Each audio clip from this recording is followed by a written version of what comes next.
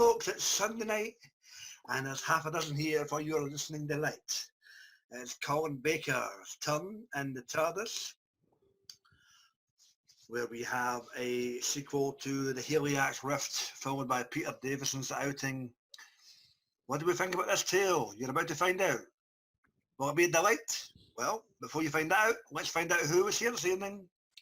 Joining us from NYC, it's Mr. Will Medina. How goes it, Will? Hey, now, how you doing, everybody? Good to see you, mate. All the way from Texas, it's Texas Tim Wells. How's it going, Tim? How you doing? Good to see you, mate. All the way from Tottenham. Jealous that he wasn't white, it's Phil Bartley. How's it going, Phil? Heavy metal, baby. Well, there you go. Indeed. Thank you, mate. And joining us from the other end of the rainbow, it's Jake. How goes it, Rainbow Bright? I'm doing fine. Welcome back to my dominion. Indeed. Hello, you.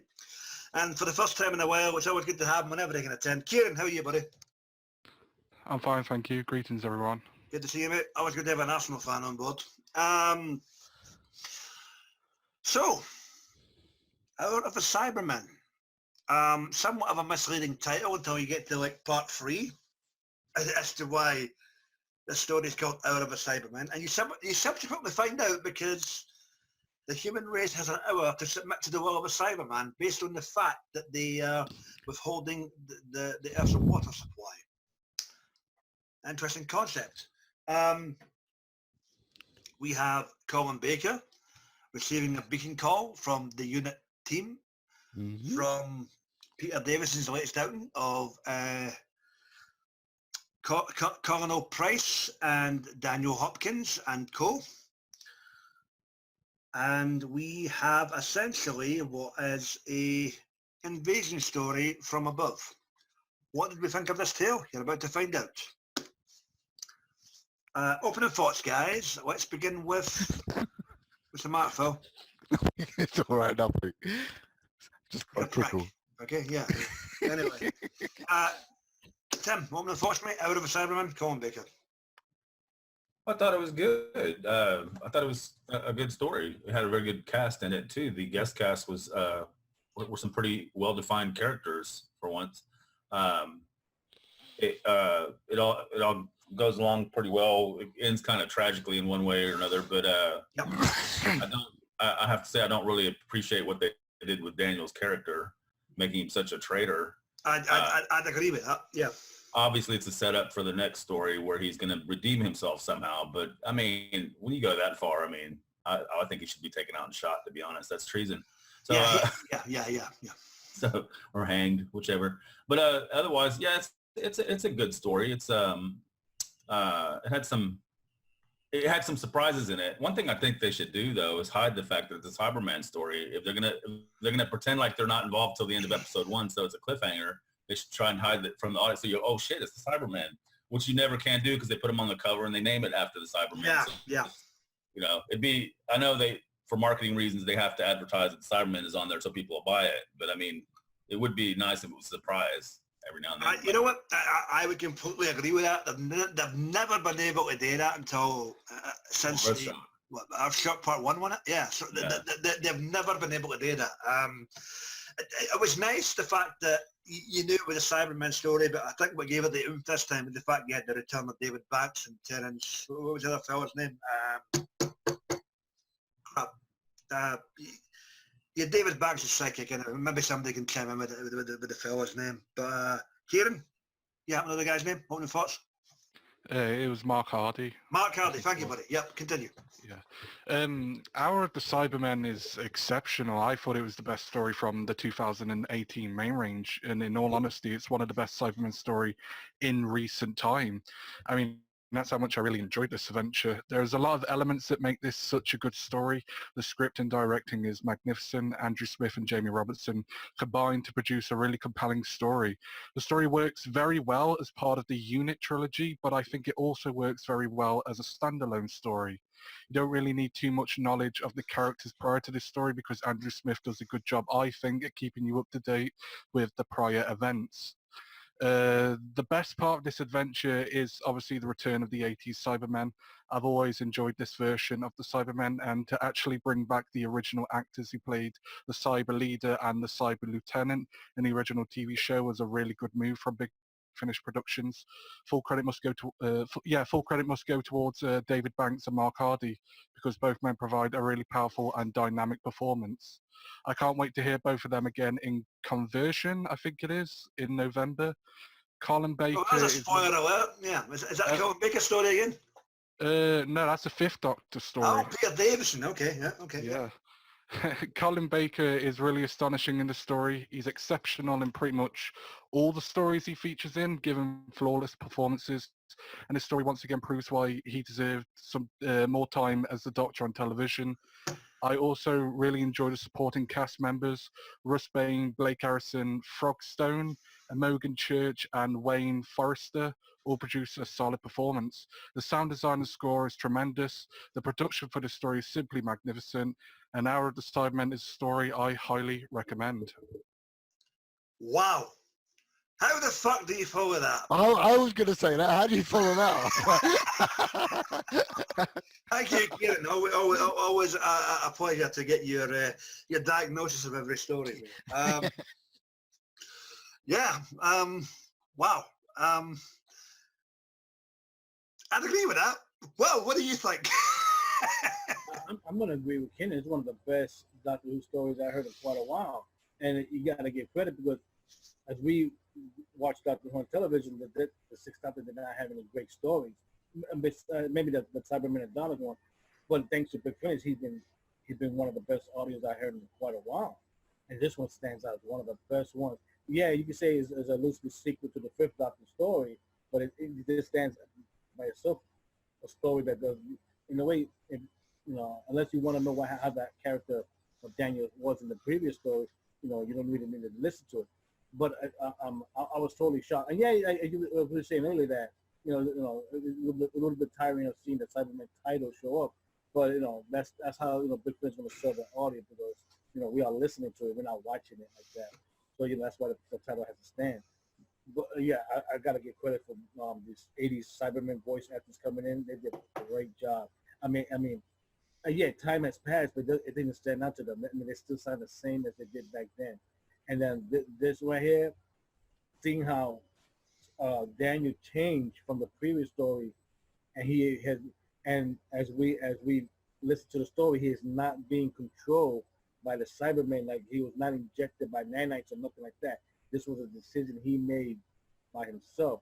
So that made him a traitor to not only to the whole planet, but to the country that I love so much. So that was a country I love. Yeah. Anyway, that was a great betrayal. But this stands out as a great story. We get into the other person's into it in a while.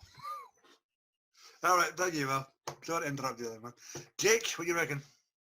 Well, this has to be one of my favourite Big Finish stories ever written. I love what Andrew Smith does with his writing, and what I seem to find is he's so good at writing, like, leading, like, characters of a species and gives them more individuality. He's just done it with the Dalek Supreme in Emissary of the Daleks, and that goes to the Cyber Leader as well. He is like what he's on TV, but he's got so much more dimension with the stuff he says, the way he speaks. He's such a menacing threat to this story, and I like the reveal of what's his face from The In-Betweeners being the What's his face? Yeah, what's his name?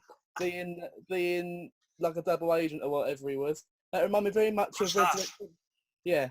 It reminded me very much of that cliffhanger Resurrection of the Daleks, where he's like, I'm a Dalek agent, blah, blah, blah.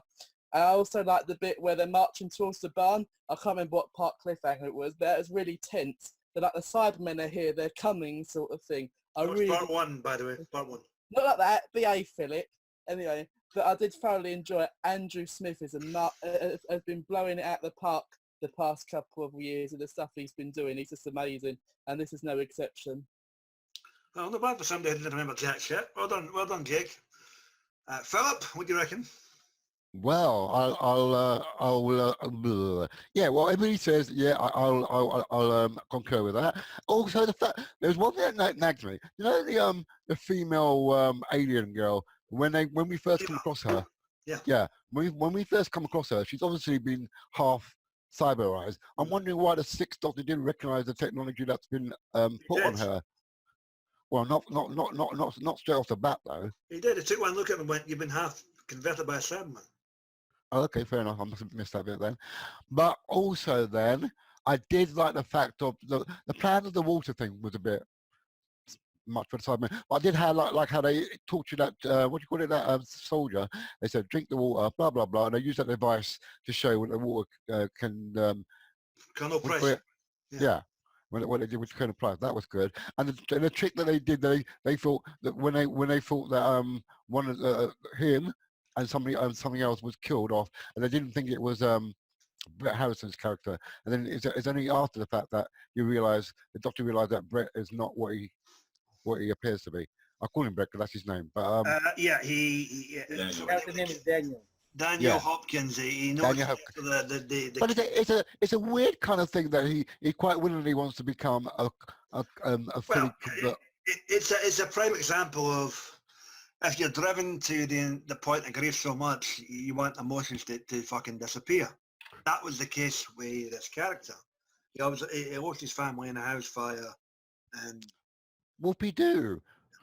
oh, I'm sorry, Phil. Excuse me. Let me burn your fucking brothers and sisters. No, but I agree with Philip on that point because to be fair, you get help. You take time Yeah, exactly. off. I agree with you. I agree with you, but for world. for the purpose of this story, that's the angle they went with. I don't know why. Well, in a way, it's his fault because he's a doctor. He himself is a medical doctor.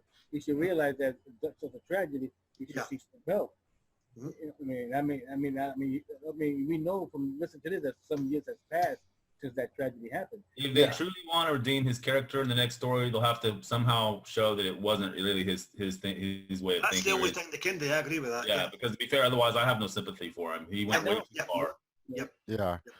And then and again, as everybody says, the return of David Banks and Mark Hardy, brilliant return. They sound exactly how they were. There was a part when whilst I was listening to the story, I kept thinking of what's that story, Silver Nemesis, for some reason. I don't know why, but Silver Nemesis kept popping. He was in Silver Nemesis. That's why. No, you know what it is? The spaceship. Because I kept thinking of the spaceship, and all I could see was the one in Silver Nemesis when it's flying across the trees and all that palaver. Okay. So. Yep. It gives me that kind of ideology. But it's a good Cyberman story, very strong, and I'm looking forward to, as Kieran says, conversion. I'm looking forward to that return of the Cybermen. Hopefully, I do think that the Cybermen did try a bit too hard to be what they were from the 80s. They tried a little bit too hard. That's the point. They were supposed to be Cybermen, Phil. Yeah, but you don't sort of like use 80s reference just to make you say, yes, that's 80s Cybermen. Oh, I'm sorry. This story's meant to be in the 80s, so let's not use a fucking 80s reference. What the fuck? You know what I'm trying to say.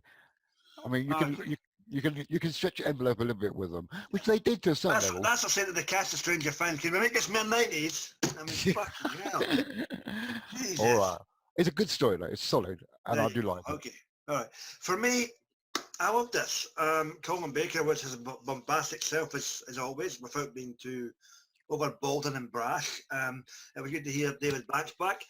And the newly assembled unit team for the last story fitted in well. Was I shocked that Colonel Price bit the dust at the end of the episode? Was it episode 2?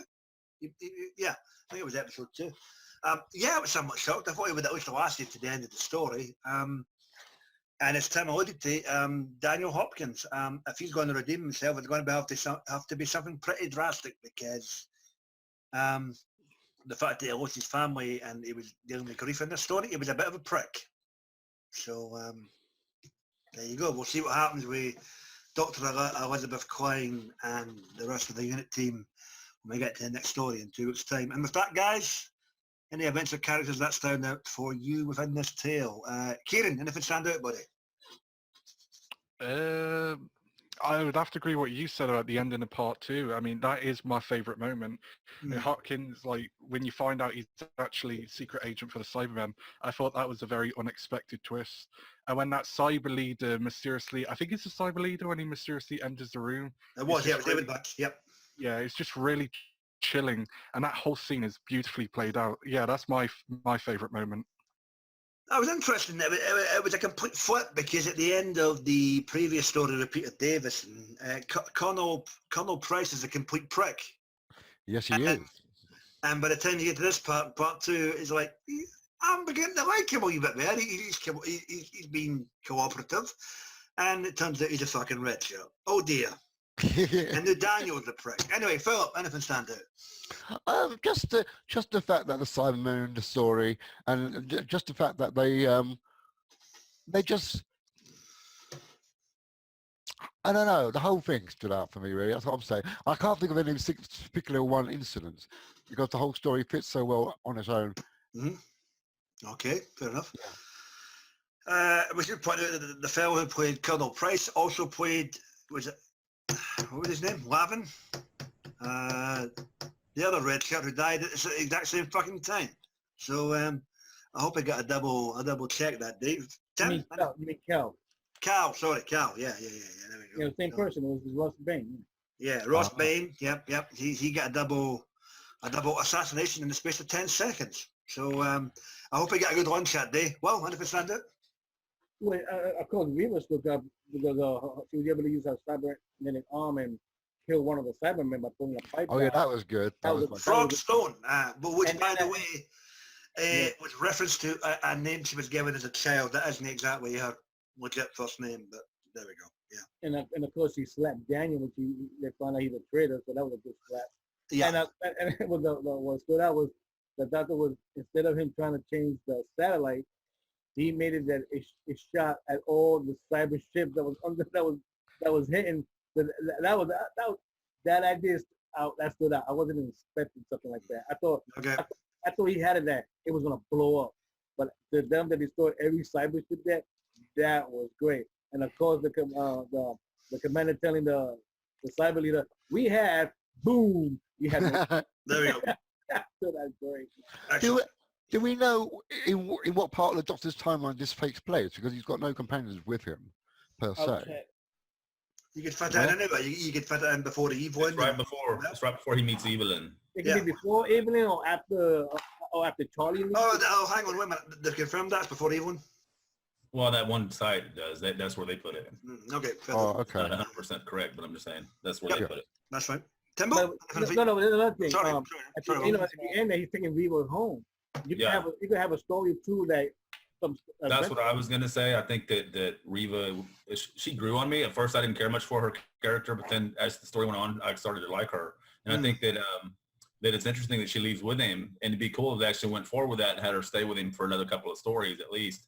But he's already got so many companions right now, so it'd be. I don't know. The facts are big finish. 60 and 80 are just fucking. They've got companions that are fucking yin yang. So yeah. Also, I was going to point out too that the guy who does the music, Steve Foxen, in this particular story, he does a very good job of capturing that earth shock sound. Yeah. Oh yeah. Doom. Very well done. Very well done. You think you were listening to this? Anything else for you, Tim? While you're chatting away there. That's it. Oh, okay. Okay, man. Jakey. The way the Cybermen are written, definitely, especially that little monologue the cyber leader has about application of pain on organics and all that, just shows how emotionless the Cybermen are. And I think we really got to see that much in the 80s. And Andrew Smith, like I said earlier, has added so much more fucking depth to the cyber leader as this big authoritarian figure. And it was incredible to listen to. And I was a bit worried about it when it was first announced. When I listened to it, I think my jaw, it fucking 5 floors down the floor. And it's Andrew Smith, as I said to him on Twitter, he's one of the best things Big Finish have got writer-wise. Ooh, as I said to him on Twitter. Anyway, great. That's good to hear, mate. I'm glad you enjoyed it. For me, I thought the whole fucking... grasping of the whole Earth's water supply, the whole HCO nitrogen ray thing was a nice subplot. I thought that wasn't. There's always somebody here that somebody moved. Sorry. 1, 2, 3, 4. No. I thought that was a nice subplot, and it gave you a nice B storyline while you were worried about this whole Cyberman invasion. So, other than that, all of my favourite points have already been covered. And with that, open night portion of the cast, and that's what I bring up before we get straight into the can, folks. Kieran, anything? If I could just say, I think that this is an example of a story that you couldn't get away with on television because if you think about it, it's very violent. It's very violent, and it's more adult than what you're usually getting on TV these days. Hell yeah, I'd agree with that. Is it right for me to say that the spaceship under the building is akin to closing time?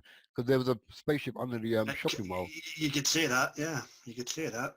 and it makes you think: how long does that ship have been there? Then, so has it been there? How Yeah, a long? couple of years. He said they're very patient, these Cybermen. Yeah. Play a long game, yeah.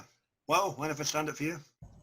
Well, and it was good. It was funny that was stood out at the time that we were talking right now about how many years that the Cybermen stayed dormant, and they were able to control the astronauts through all the satellites up in space. Yeah. Control them right there. That stood out pretty good right there. Cool. And like me and Tim said, I would like to see Reba come back as a companion in at least one or two more Alright. stories. Excellent. Kieran, anything for you, buddy? Yeah, like Tim said earlier, I think it was Tim who said it. The sound design and the score that was exceptional. Really did make you feel like it was a part of that era with the Sixth Doctor. It was amazing. Top notch to the sound design. It's amazing. Okay, excellent. Jake, I've already said my bit. have you? I'm fucking too drunk. Philip, anything? Did I say my bit? No, I haven't. Yeah. Listen, I did it. I did it in a way. I did it Time in a for way. ratings. It's time for ratings. And so I'm not, okay.